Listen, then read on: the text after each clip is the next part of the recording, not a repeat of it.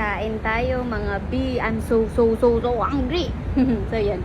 Gutom na talaga ako B. So kain tayo. So yun mga B. Tapos ito ay chicken Taiwanese poppers. So dahil nagkikrave ang ate mo, tagal na. Tagal ko nung kinikrave yun be. So ito.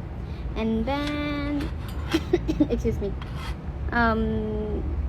Pansit canton. Spicy. Chili mansit tapos fries. So kakain na talaga tayo kasi ako gutom na. Sobra pa. So pagod na pagod ako galing work. Kala mo sipag. Pero yan. So galing nga ni akong work.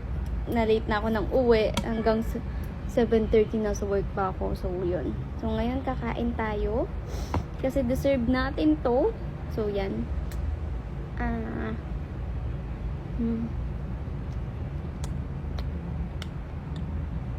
Panalo be. Sarap. The best.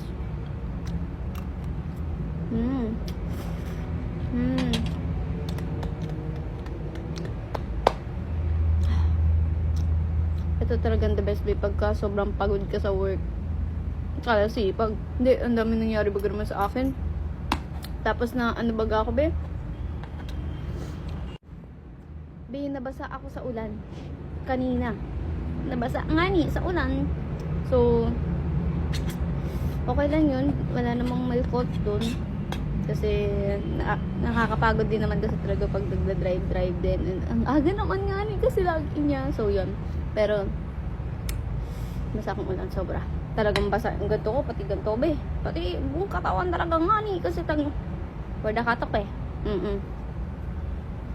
Sarap. Sarap.